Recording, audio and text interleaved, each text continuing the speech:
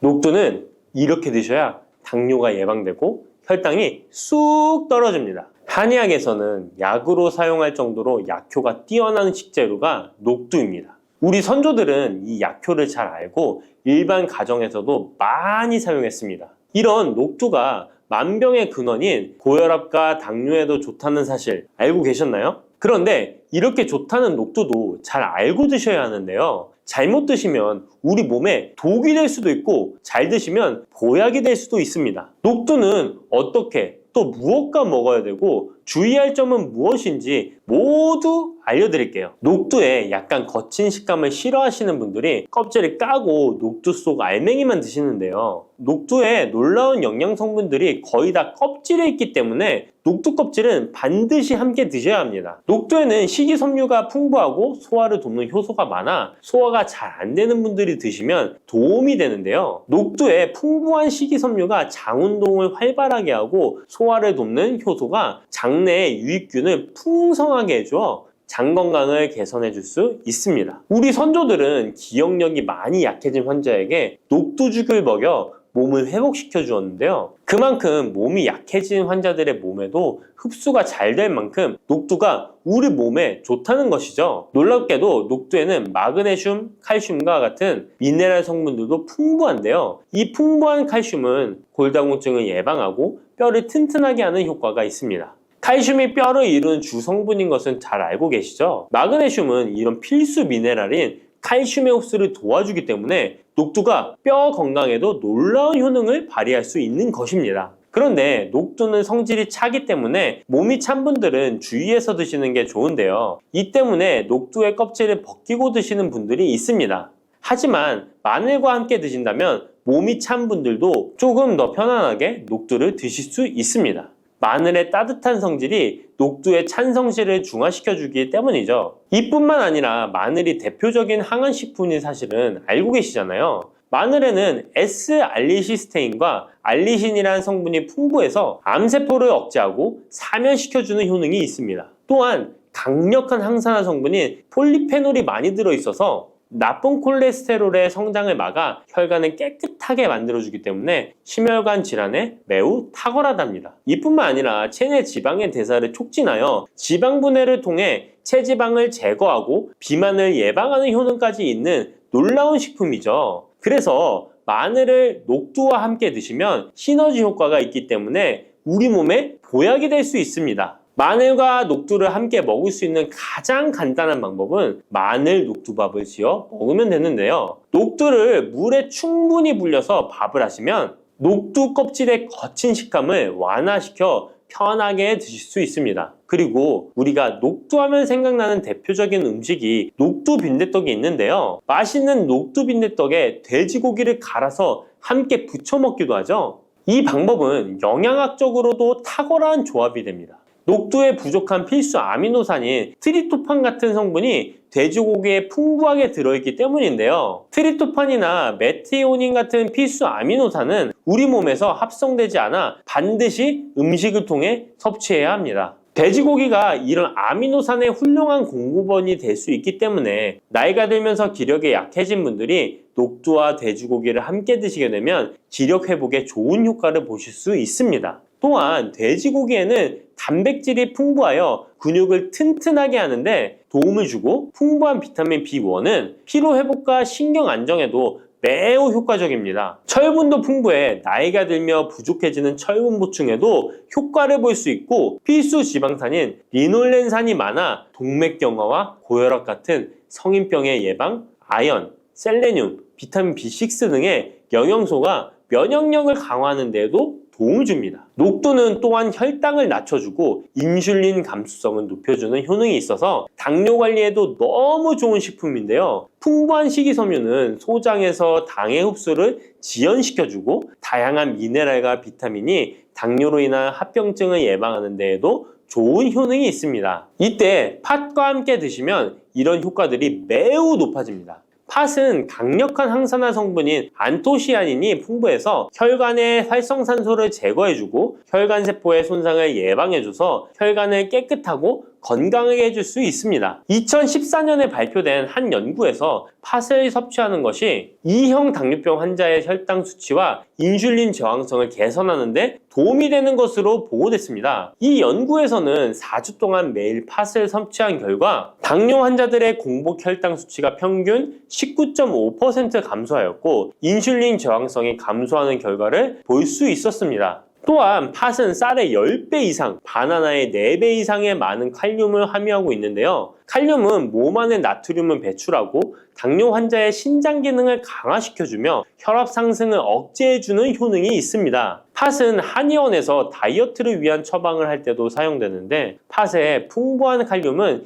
이뇨작용을 통해 부종을 줄여줄 수 있기 때문에 지방이 몸에 축적이 잘 되어 살이 찌는 사람에게 효과적입니다. 특히 쉽게 붓고 살이 찌는 분들에게 더욱 효과가 좋은데요. 한 실험에서 실험지에 팥 추출물을 먹였더니 체지방 함량이 30% 이상 줄었고 몸무게도 37%나 감소한 결과를 발표하기도 했습니다. 자, 이렇게 녹두와 함께 복용하면 좋은 식품들을 알아보았는데요. 그렇다면 녹두를 복용할 때 주의할 점은 어떤 것이 있는지도 한번 살펴보겠습니다. 첫 번째는 녹두의 차가운 성질인데요. 녹두의 차가운 성질은 우리 몸의 열을 낮춰주고 스트레스를 해소하는 효과가 있습니다. 또한 염증 완화를 시키고 통증을 줄이는 데도 도움이 되는데요. 그래서 녹두로 속을 채운 베개를 쓰면 두통이 완화되기도 합니다. 다만 이런 찬 효능 때문에 녹두를 드실 때 주의하셔야 하는데요. 평소 몸이 찬 분들이 녹두를 많이 드시게 되면 오히려 몸에 해가 될 수 있습니다. 위나 장이 차가워지면 소화력이 떨어지고 복통이나 변비, 설사가 나타날 수 있습니다.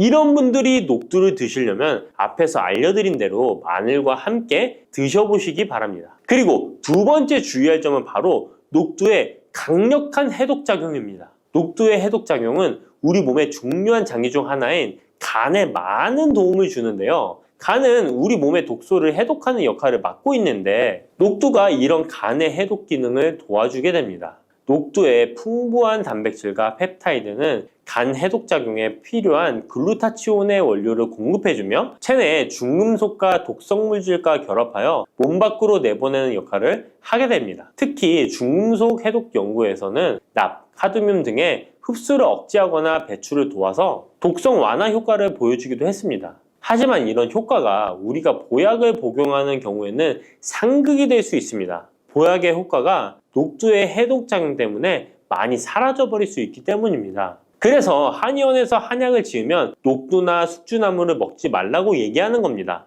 이런 녹두의 해독작용은 녹두의 껍질에 있는 성분 때문에 나타나게 되는데요. 따라서 껍질을 제거하고 만든 요리나 녹두 전분으로 만든 청포묵, 녹두당면을 드시면 녹두의 해독작용은 누릴 수가 없습니다. 물론 녹두 껍질을 제거해도 알맹이에 영양성분들이 풍부한데요. 해독작용이 필요한 경우에는 껍질을 제거하지 않고 복용하시는 게 좋습니다. 세 번째로 복용 시에 주의할 점은 녹두의 풍부한 칼륨입니다. 앞에서 얘기했던 것처럼 칼륨은 나트륨을 배출해주며 당뇨와 고혈압에 도움이 되지만 신장이 약하신 분들에게는 간혹 독이 될 수 있습니다. 신장이 약하신 분들이 녹두를 필요 이상 많이 드시게 되면 칼륨 배출이 제대로 안 되면서 몸에 칼륨이 쌓여서 고칼륨 혈증이 발생할 수 있습니다. 그렇게 되면 근육 약화나 부정맥, 심장 질환 등의 증상이 발생할 수 있으니까 신장이 약하신 분들은 과도하게 많이 드시지 않는 게 좋습니다. 그 깻잎이라는 재료가 굉장히 독특한 재료예요.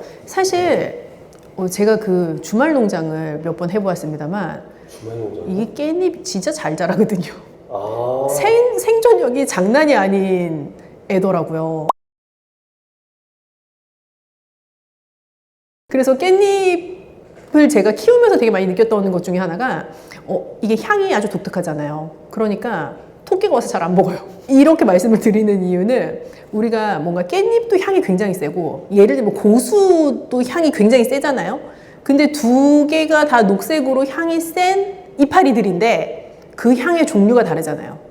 근데 깻잎이라는 재료는 사실 우리나라만 먹어요. 중국에서도 안 먹고. 근데 어떻게 보면 우리나라는 고수라는 재료를 즐기기 시작한 지 얼마 안 됐잖아요. 그래서 전통적으로 이 깻잎은 한국에 굉장히 특화된 재료이고 그걸 역으로 생각하면 굉장히 생소한 향이 나는 이파리인 거예요. 그래서 우리나라에서는 뭐 고기 드실 때도 많이 드시고 깻잎지 같은 것도 담그시고 뭐 깻잎으로 가볍게 밑반찬도 하시기도 하고 또 어디다가 향을 좀 더하고 싶을 때 깻잎을 채 썰어서 넣기도 하는 등 다양한 용도를 깻잎이 갖고 있죠. 그래서 우리나라에 어찌 보면 초록색 채소 중에서는 아주 고유의 재료가 아닐까 생각합니다. 네, 깻잎이 작고 가볍지 않습니까? 그래서 그 효능이라는 걸 느끼려면 아주 많이 먹어야 된다는 문제가 있긴 한데요. 뭐 고기 드실 때 쌈 싸 드시는 정도로는 뭐 한 대여섯 장, 10장 이렇게 드실 텐데 사실 그 효능이라는 것이 참 뭐라 말할 수 없는 미비할 수 있어요. 왜냐하면 모든 것은 양에 따라 비례를 하는 것이기 때문에. 네, 그러나 어쨌든 깻잎 자체는 파워풀한데 우리가 멸치 칼슘의 왕이다 뭐 그런 말 하잖아요. 근데 깻잎에도 칼슘 많아요. 신기하시죠? 그래서 깻잎도 칼슘이 굉장히 많은 식재료 중에 하나이고요. 또 독특한 향미를 가지고 있는 재료이다 보니까 깻잎을 먹음으로써 어떻게 보면 내가 약간 입맛이 돋구어지기도 하고 다른 음식을 더 다양하게 섭취해 보고자 하는 욕구가 생기기도 해요. 그래서 그런 것들이 향이 또렷한 식재료가 주는 이점이기도 하죠. 그래서 입맛이 없을 때 나에게 내가 좋아하는 향을 주는 재료를 곁들임으로써 내가 다른 음식을 좀 더 적극적으로 섭취할 수 있게끔 하는 그런 통로가 되기도 하죠. 어떻게 보면 이게 양배추 환도 있고 우리가 뭐 채소 가지고 만든 다양한 환 종류들이 있잖아요. 근데 이게 맞으시는 분도 있고 그게 오히려 좀 무리가 되시는 분도 있을 수 있어요. 그래서 제가 아주 그냥 재미난 예시를 들어드리면 옆집에 사시는 어떤 분이 다이어트를 할 거라고 뭐 무슨 뭐를 먹고 살을 뺐어요. 나도 따라 해야지. 똑같이 따라해도 나 살 안 빠질 수 있거든요. 근데 우리가 각자 가지고 있는 몸의 컨디션이나 대사되는 정도들이 아주 차이가 많이 나기 때문에 누군가 깻잎 환을 먹고 엄청 효과를 보셨어도 내가 그걸 똑같이 먹고 효과가 없을 수도 있고 역으로 나에게는 무리가 될 수도 있어요. 그래서 사실 자연 상태를 그대로 드시면 제일 좋습니다. 뭐 깻잎은 작지만 어떻게 보면 강한 향을 가지고 있는 재료이다 보니까 아까 잠깐 언급드린 것처럼 내 식사를 좀 즐겁게 해줄 수 있는 기본 재료라는 생각이 들어요. 그냥 밥맛 없을 때 우리 어렸을 때도 생각해보면 엄마가 깻잎, 생깻잎 이렇게 해서 간장에 살짝 담아가지고 주는 그 깻잎 반찬이 나를 또 입맛이 돌게 하기도 하고 했었잖아요. 내 식욕을 돋워주는 효과가 있을 수 있고요. 그리고 깻잎 자체가 칼슘 함량이 높은 재료이기 때문에 어떻게 보면 우리가 일반적으로 칼슘 함량이 높은 재료들에서 얻을 수 있는 뼈 건강 이랑도 연결해서 생각해 볼 수도 있죠. 모든 나물류의 채소가 다 마찬가지인데요. 생 상태로 먹는 것보다 사실 살짝 데쳐서 먹게 되면 훨씬 많은 양을 먹을 수 있어요. 예전에 엄마가 시금치 나물 하던 거 생각해 보면요. 시금치가 막 이만큼 있어요, 부엌에. 그 엄마가 물을 끓여서 그거를 들통에 살짝 데치면 그 시금치 이만큼 부피였던 생시금치가 요만한 양으로 줄어들잖아요. 그건 어떻게 보면은 나한테 생시금치를 이만큼 먹으라면 못 먹는데 시금치 나물 요만큼 먹으라면 먹을 수 있거든요. 그래서 채소를 가장 많이 섭취할 수 있는 방법이 사실은 데친 나물, 우리가 전통적으로 숙채라고 부르는 조리법에 해당하는데요. 깻잎도요. 깻잎 순 같은 것을 많이 사셔서 살짝 데쳐서 나물로 해 드셔도 아주 좋고요. 또 당연히 생으로 쌈 싸 드셔도 맛있지만 그 데친 깻잎을 이용해서 뭐 달걀찜에 넣으신다거나 달걀 마리를 만들어서 드신다거나 하는 등의 단백질과 같이 섭취하실 수 있는 방법을 또 선택해 보셔도 좋겠고요. 깻잎이 예쁘게 생겼잖아요. 그래서 깻잎 전도 요즘은 많이들 드시는 것 같은데 뭐 두부 같은 거 잘 으깨서 살짝 저염으로 양념하시고 깻잎 사이에 넣어서 앞뒤 이렇게 붙여서 달걀물 해서 잘 부쳐내시면 또 맛있는 향긋한 깻잎 전을 드실 수도 있죠. 깻잎을 그 주재료로 쓰시는 것도 방법인데 제가 추천드리고 싶은 것 중에 하나는 제가 이 메뉴를 한번 추천드려 볼까 봐요. 청포묵 깻잎 김무침. 우리 왜 한식당 같은 데 가면 이렇게 탕평채, 미니 탕평채처럼 청포묵 나오고 거기에다 뭐 달걀 지단이나 당근 채 썬 것 그런 거 같이 잘 볶아낸 것들이 이렇게 버무려서 나오는 요리들이 나오잖아요. 그것과 비슷한 느낌의 요리예요. 그래서 청포묵 잘 데쳐서 준비하시고 또 깻잎도 썰어서 준비하시고 김도 그렇게 준비하시면 아주 저염의 양념으로 김의 맛, 향긋함이 있잖아요. 그리고 김은 감칠맛이 아주 좋거든요. 그리고 깻잎 자체가 가지고 있는 고유의 그 향미 그리고 청포묵의 담백하고 약간 쫀득쫀득한 맛이 잘 어우러져서 맛있게 재미있는 식감으로 드실 수 있는 요리예요. 제가 근데 듣기만 해서도 너무 좀 좋을 것 같은데 네. 다음번에 하면은 좀 이걸 조리하는 것도 좀 같이 아, 그럴까요? 우리 네. 쿠킹 클래스 한번 할까요? 언제? 쿠킹 스테이션이 원주에 있다고 좀 들었는데 네, 저희가 같이 요리할 수 있는 공간 뭐 가지고 있는 것들이 있어서 네. 이렇게 말로 하는 거랑 요리하는 걸 보여드리는 게 좀 다르잖아요. 그래서 더 다양하게 응용하실 수 있는 방법 같은 거 한번 같이 해보면 좋을 것 같아요. 뭘 만드는 게 좀 도움이 되시겠는지 좀 댓글로 올려주시면 좋지 않을까요? 그렇게 해서 한번 또 조리하는 거 실제로 보시면서 저는 누구나 좀 건강한 식생활을 할 수 있는 환경이 되었으면 좋겠다라는 생각을 늘 하고 있기 때문에 조리하는 거 보여드리면서 그렇게 응용하실 수 있다면 저에게도 좋은 기쁨입니다. 뭐 깻잎 자체는 아주 독특한 향미를 가진 채소이기 때문에 호불호가 있을 수 있어요. 그런데 지금 우리나라에서 굉장히 각광받는 전통 재료라는 생각이 들어요. 그래서 그 재료들의 어떤 향미를 바탕으로 해서 나에게 좀 식욕을 돋울 수 있는 방법들도 한번 고민해 보시고, 또 깻잎 드실 때 어떻게 하면 더 맛있게 드실 수 있는지, 또 더 영양적으로 우수하게 드실 수 있는지, 단백질 재료 같은 거 잘 곁들여서 드실 수 있는 방법들도 드렸으니까 또 영상 돌려보시면서 응용하실 수 있는 방법 찾아보셔도 좋을 것 같아요. 바다의 불로초, 해조류의 왕이라는 별명을 갖고 있는 김. 이런 몸에 좋은 김도 잘못 먹으면 암에 걸리고 치매에 걸릴 수 있다는 사실 알고 계신가요?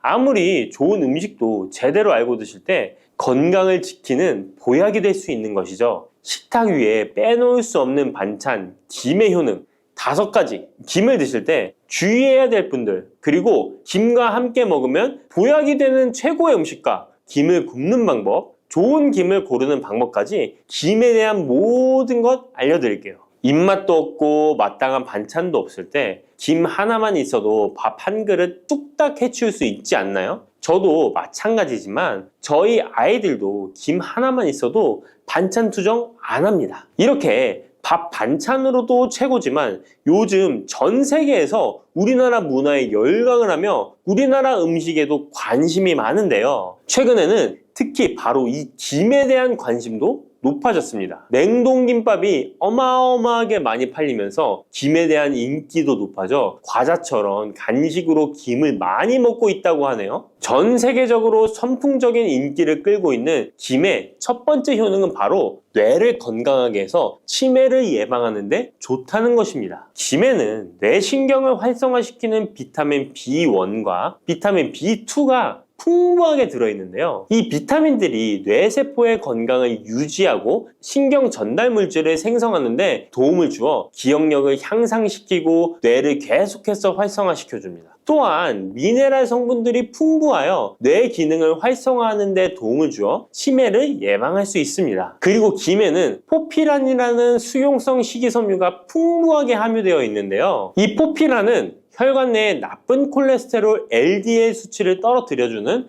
효능이 있습니다. 따라서 혈관 내의 혈전 생성을 막아주고 동맥경화도 예방하여 혈액순환을 좋게 함으로써 뇌에도 혈류를 원활하게 해주는 것입니다. 또 김에 함유되어 있는 알긴산이라는 성분이 있는데요. 이 알긴산도 콜레스테롤이 혈관에 쌓이는 것을 방지하고 몸 밖으로 배출시켜주는 역할을 해줍니다. 국립부경대학교 연구팀의 연구 결과에 따르면 알긴산은 혈관 내의 중금속과 노폐물을 흡착하여 제거하고 혈액 속 중성지방 및 콜레스테롤을 억제하여 피를 맑게 하고 성인병 예방에 놀라운 기능을 한다고 보고하고 있습니다. 이러한 성분들의 효능으로 뇌에 필요한 영양분을 충분히 공급하고 노폐물을 빨리빨리 배출할 수 있게 되어 머리도 맑아지고 뇌신경을 튼튼하게 해주는 것이죠. 이러한 김과 계란을 함께 드시면 엄청난 시너지 효과를 누릴 수 있는데요. 계란에는 비타민 B1, 2와 콜린이라는 성분이 풍부한데 이 성분들이 뇌신경을 활성화하는 데 큰 도움을 줄 수 있습니다. 그 이유를 살펴보면 콜린은 뇌의 신경 시스템에서 중요한 역할을 하는 아세틸콜린이라는 물질의 주 성분인데, 아세틸콜린은 신경 전달 물질로 뇌 세포 사이에서 정보를 전달하는 역할을 해줍니다. 바로 이 콜린이 충분히 공급되어야 기억력, 학습 능력, 그리고 인지 기능을 유지할 수 있습니다. 이뿐만 아니라 김은 계란에 부족한 비타민 C를 보충해주고 계란은 김에 부족한 비타민 D를 보충해줘서 서로가 정말 잘 어울리는 식품이 되는 것입니다. 계란과 김이 만나면 정말 뇌 기능에 필요한 보약이나 다름이 없는 것이죠. 김의 두 번째 효능은 식물성 단백질 공급원의 최고봉이라는 것입니다. 김에 함유된 단백질의 양은 소고기보다도 많은데요. 소고기가 단백질이 풍부하다고 알고 계시잖아요.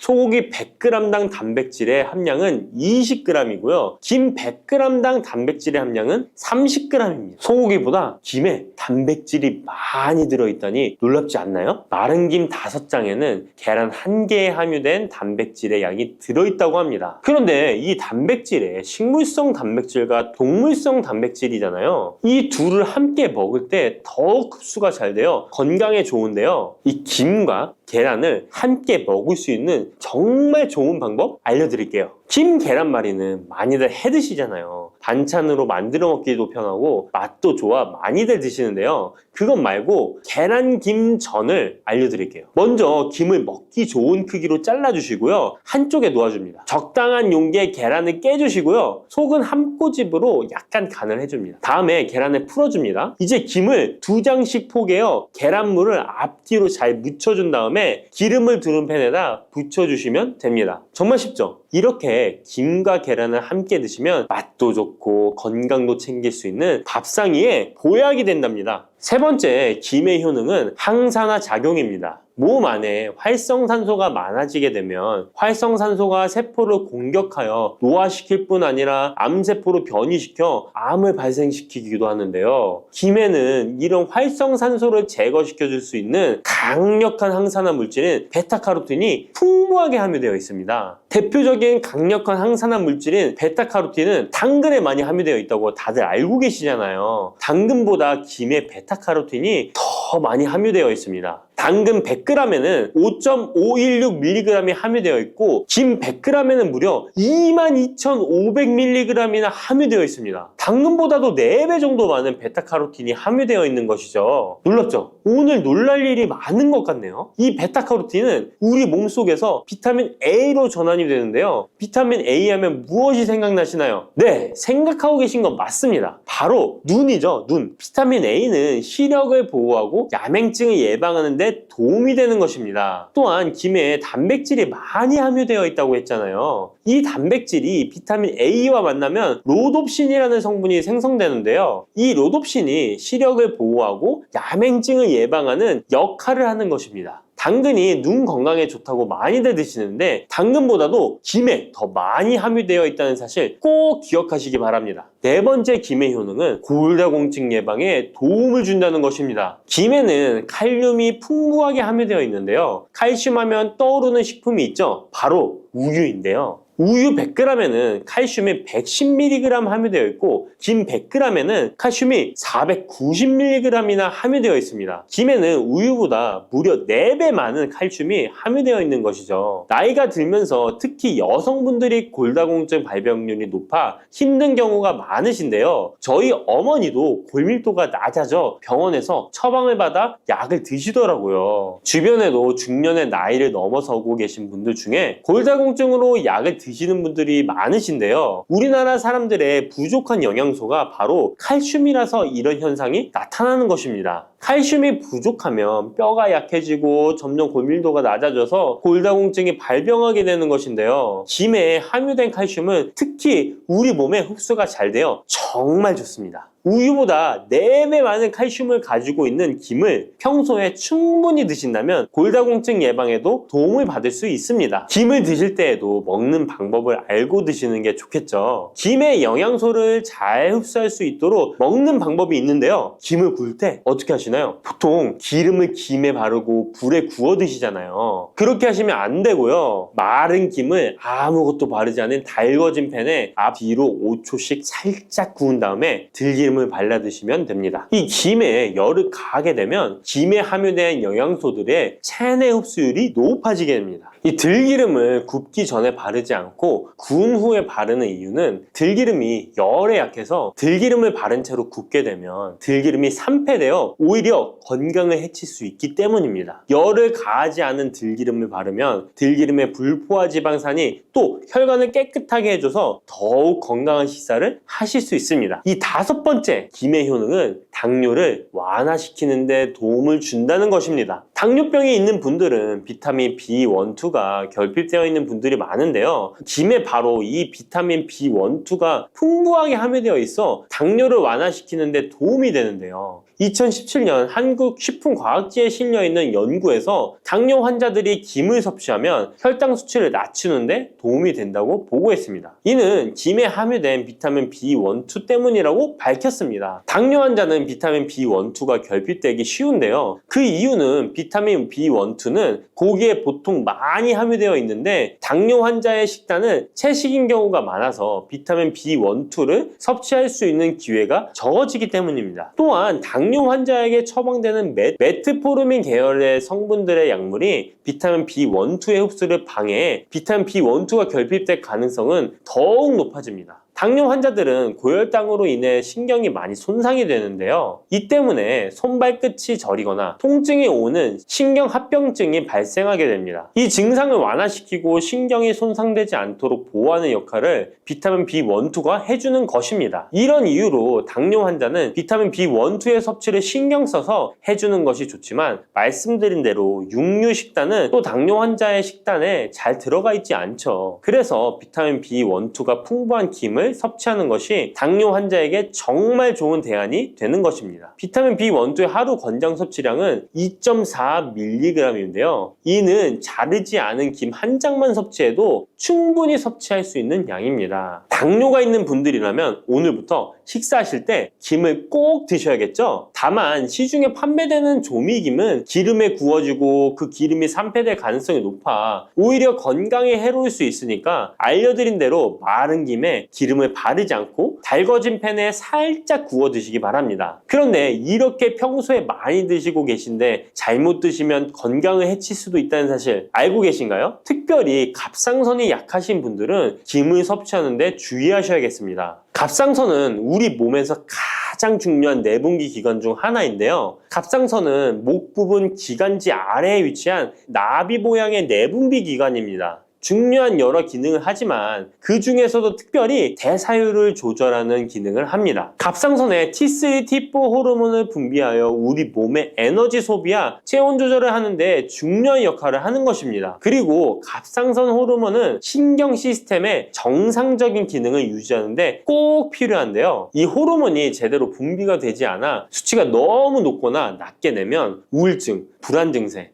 기억력 감퇴 등의 문제가 발생할 수도 있습니다. 이 갑상선 호르몬 중에 요오드가 있는데요. 김에 이 요오드가 풍부하게 함유되어 있습니다. 요오드가 부족하면 체중이 늘어나고 탈모가 생길 수 있으며 만성 피로에 힘들어질 수도 있습니다. 세계보건기구에서는 요오드가 부족하면 뇌세포가 손상되고 치매가 발생할 수도 있다고 보고하고 있습니다. 이렇게 중요한 요오드, 김에 풍부하니 먹어야 되는 거 아닌가? 생각하실 수 있잖아요. 맞는 말씀이지만 예외가 있습니다. 갑상선이 약하신 분들은 김 섭취에 주의해야 된다고 했잖아요. 갑상선 저하증이나 항진증이 있는 분들이 김을 많이 드시면 오히려 건강을 해칠 수 있습니다. 건강하신 분들은 김을 많이 드셔도 호르몬 조절이 되어 문제가 없지만 갑상선에 문제가 있어 호르몬 조절이 잘 안 되는 분들은 이 요오드의 수치가 높아지게 되면 체내의 활성산소가 증가하게 되어 염증을 일으키고 갑상선염을 유발하며 심해지면 갑상선 암으로 발전시킬 수도 있습니다. 우리 한국인의 식단에는 이미 요오드의 함량이 높기 때문에 김을 조금만 드셔도 요오드의 수치가 금방 높아질 수 있습니다. 따라서 갑상선에 문제가 있는 분들은 김을 드실 때 주의하셔야 하는 것입니다. 그렇다고 요오드가 풍부한 해조류와 같은 음식을 아예 드시지 말라고 말씀드리는 게 아니라 과량 섭취만 주의하시고 적정량은 드셔도 괜찮습니다. 그렇다면 갑상선에 문제가 있는 분들이 김을 드실 때 해결 방법이 없을까요? 있습니다. 그것은 바로 마늘과 함께 드시는 겁니다. 대표적인 강력한 항암식품이 마늘이잖아요. 마늘에는 셀레늄이라는 성분이 풍부합니다. 이 셀레늄은 다량의 요오드로 인해 발생되는 활성산소로부터 갑상선을 보호하는 역할을 하게 되는 것입니다. 그래서 건강기능식품 기능성 원료로서 유해산소로부터 세포를 보호하는 작용을 한다는 효능을 가지고 있다고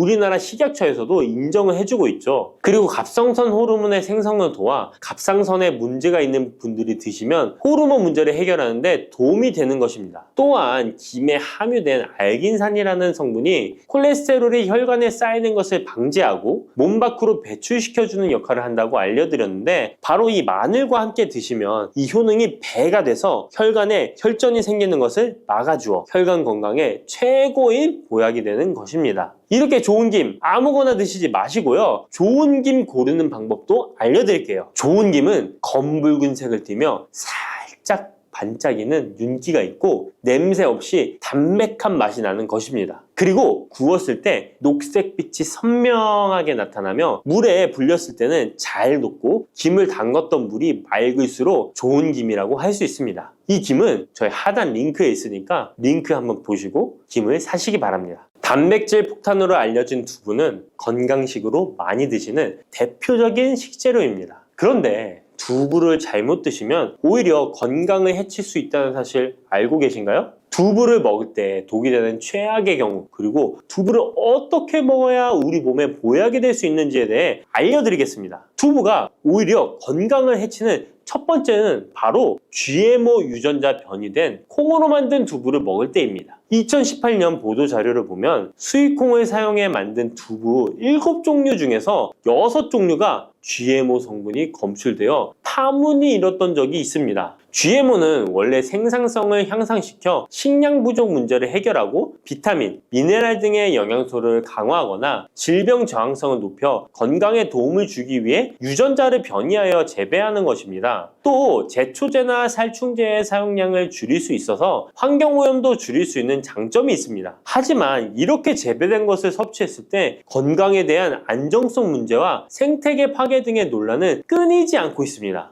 우리나라에서는 GMO 재배를 법으로 금지하고 있으며 많은 나라들이 GMO의 수입과 생산을 규제하고 있습니다. GMO 식품을 꾸준히 섭취할 경우 건강에 문제가 생길 수 있는데요. 2년 동안 실험지 200마리에게 GMO 옥수수를 먹인 실험 결과 20%의 쥐에서 종양이 발생했고 종양의 크기도 컸는데요. 종양의 크기가 탁구공만큼 크게 자란 쥐도 발견됐는데 쥐 전체 몸무게의 4분의 1에 해당되는 무게였다고 합니다. GMO 표기가 의무이기 때문에 GMO 표기가 없는 식품을 사 먹으면 되지만, 문제는 식품을 몇 차례 가공 과정을 거쳐 GMO의 DNA나 단백질이 남아있지 않은 식품은 GMO 표기를 하지 않아도 된다는 규정이 있기 때문에 소비자로서는 불안할 수밖에 없는데요. 따라서 두부를 구매하실 때 원료가 수입산이 아닌 국내산 콩으로 만든 두부를 사 드시길 바랍니다. 우리나라는 GMO 재배 자체가 금지이기 때문에 국내에서 재배된 식품은 안심하고 드셔도 됩니다. 두부가 건강을 해치는 두 번째는 바로 유부를 드시는 것입니다. 유부는 두부를 기름에 튀겨서 만드는 건데요. 유부를 먹는 방법에는 대표적으로 유부초밥이 있지만 이외에도 다양한 요리의 재료로 사용됩니다. 유부의 고소한 맛과 부드러운 식감 때문에 다양하게 사용되지만 건강에 해로울 수 있으니까 주의하셔야 됩니다. 두부를 기름에 튀겨 만든 유부는 칼로리가 높아질 뿐만 아니라 트랜스지방이 생성됩니다. 트랜스지방은 혈관 내 콜레스테롤을 증가시키고 심혈관 질환의 위험을 증가시킵니다. 이로 인해 대사증후군과 뇌 기능에도 영향을 미쳐 인지력, 학습 능력을 감소시키는 부작용을 일으킬 수 있습니다. 유부를 아예 드시지 말라는 게 아니라 맛이 좋고 간단하게 식사 대용으로 드실 수 있는 유부만, 맛이 좋고 간단하게 식사 대용으로 드실 수 있는 유부지만 과하게 드시지 않고 적절히 드시면 좋겠죠? 세 번째, 두부를 드실 때 주의할 점은 시금치와 함께 드시면 안 된다는 것입니다. 시금치는 철분이 풍부하게 함유되어 있어 빈혈 예방에 효과적으로 알려져 있습니다. 또한 비타민 A, 루테인, 제아잔틴 등의 영양소가 풍부하여 눈 건강 증진에 탁월한 효능이 있고 마그네슘, 비타민 K 등이 풍부해서 뼈 건강 증진에 효과적인 것으로 알려져 있습니다. 그러나 문제는 시금치에 함유된 옥살산입니다. 이 옥살산이 두부의 칼슘과 결합하여 수산칼슘이라는 성분이 만들어지는데 이 성분이 결정을 이루어 신장이나 요로에 쌓여 결석이 됩니다. 신장결석, 요로결석이 되어 극심한 통증을 유발할 수 있다는 것입니다. 시금치를 드실 때는 두부와 같이 칼슘이 많은 음식을 피하시고 별도로 섭취하시는 게 좋겠습니다. 네 번째, 두부를 드실 때 오히려 해가 되는 경우는 갑상선이 약하신 분들입니다. 두부에는 사포닌이라는 성분이 함유되어 있는데 사포닌을 많이 섭취하게 되면 요오드가 몸 밖으로 과도하게 배출될 수 있습니다. 요오드는 갑상선 호르몬의 합성과 조절을 돕는 아주 중요한 성분인데요. 요오드가 부족하게 되면 갑상선 호르몬인 티록신의 생성이 부족하게 되어 갑상선의 기능을 제대로 하지 못하는 상황이 발생할 수 있습니다. 이렇게 되면 갑상선 저하증이 생길 수 있고 무기력해지고 피로가 회복이 잘 안 되며 우울증, 부종, 집중력 저하 등의 다양한 증상을 야기할 수 있습니다. 갑상선에 문제가 없는 분이라면 두부를 많이 드셔도 문제가 되지 않지만 이미 갑상선이 약하신 분들에게는 안 좋은 영향을 줄 수 있는 것입니다. 그렇다면 두부는 어떻게 드셔야 두부의 효능을 최대한 높일 수 있는지 알려드리겠습니다. 두부는 기본적으로 단백질이 풍부한데 이뿐만 아니라 리놀렌산, 레시틴, 피토스테롤 등의 성분이 풍부해서 몸 안의 콜레스테롤 수치를 낮춰주고 혈액순환을 원활하게 해서 동맥경화, 심근경색, 뇌출혈 등의 심혈관 질환을 예방할 수 있습니다. 또한 두부는 체력과 근력을 유지하는 데 큰 도움을 주는데요. 바로 두부의 풍부한 단백질 때문이죠. 근육은 매일 일정량이 새로운 근육으로 대체되기 때문에 매일 단백질을 공급해줘야 되는데요. 우리 몸에 단백질을 공급해주기 위해 정말 유용한 음식이 두부인 것이죠. 또한 두부에는 콜린이 풍부한데 콜린은 알츠하이머성 치매를 예방하는데 탁월한 효능을 발휘하게 됩니다. 두부는 탈모 예방에도 도움이 되는데요. 머리카락의 원료인 단백질을 보충하는데 도움이 될 뿐만 아니라 이소플라본이 풍부해 남성 호르몬을 조절해줍니다. 따라서 호르몬성 탈모 예방에 도움을 줄 수 있는 것입니다. 또한 두부는 건강하게 장수하는 데 도움이 되는데요. 많은 과학자들의 연구 결과 건강하게 장수한 사람들의 특징이 식물성 단백질을 꾸준히 섭취했다는 사실을 발견했고 동물성 단백질을 식물성 단백질로 바꿔 섭취했을 때 사망의 위험성이 낮아진다는 연구 결과도 있습니다. 이러한 효능이 극대화가 되려면 소화 흡수가 잘 되어야겠죠. 두부 중 소화 흡수가 가장 잘 되는 것이 바로 순두부입니다. 순두부는 일반 두부와 마찬가지로 비질을 분리한 콩물에 응고력이 약한 응고제를 넣어 만든 것인데요. 그렇기에 훨씬 부드럽고 소화 흡수가 잘 되는 형태가 되는 것입니다. 하지만 단점은 일반 두부보다 단백질, 섬유질 등의 영양 성분의 함량이 떨어지는데요. 이런 단점을 보완하기 위해 계란과 함께 드시면 좋은 대안이 될 수 있어요. 순두부찌개에 계란이 들어가 있는 것이 맛뿐만 아니라 영양적으로도 찰떡궁합인 것이죠. 순두부와는 식감이 완전히 다른 쫄깃한 두부면이 요즘 인기가 높아지고 있는데요. 밀가루를 대체할 수 있는 다이어트 식품으로 많이 알려지고 있습니다. 다양한 면 요리에 사용되는데 단순히 두부를 면 모양으로 만든 것이 아니라 일반 두부보다 단백질의 함량이 2배 정도 높아서 건강에 더욱 좋은 식품입니다. 두부에서 수분을 빼고 응축시켜 만들기 때문에 같은 무게당 영양 성분의 함량이 높아지는 것입니다. 두부는 양배추와 함께 드시면 좋은데요. 두부는 단백질이 풍부하지만 비타민C와 섬유질이 부족한데 양배추와 함께 드시면 모든 영양소를 골고루 섭취할 수 있게 되는 것입니다. 또 귀리를 넣은 잡곡밥과 함께 드시면 좋은데요. 귀리에 풍부하게 함유된 식이섬유와 베타글루칸과 두부의 단백질, 칼슘을 충분히 섭취할 수 있는 것입니다. 두부는 그리고 미역과 김, 다시마와 같은 해조류와 함께 드시면 좋은데요. 이런 해조류와 함께 드시게 되면 두부의 단백질을 흡수하는데 극대화가 되고 두부의 사포닌으로 인한 요오드 배출을 해조류의 풍부한 요오드 성분이 상쇄시켜 줄 수 있는 것입니다. 두부와 함께 먹으면 좋은 음식으로는 토마토가 있습니다. 토마토에는 라이코펜이라는 강력한 항산화 성분이 함유되어 있어서 세포의 노화를 방지하고 활성산소를 제거하여 혈관을 건강하게 보호하며 암을 예방하는 효능도 있습니다. 두부와 토마토 그리고 계란까지 함께 살짝 볶아 드신다면 풍부한 영양 성분을 섭취할 뿐만 아니라 암 예방과 체중 감량에도 좋고 피부 미용에도 탁월한 효능을 누릴 수 있습니다.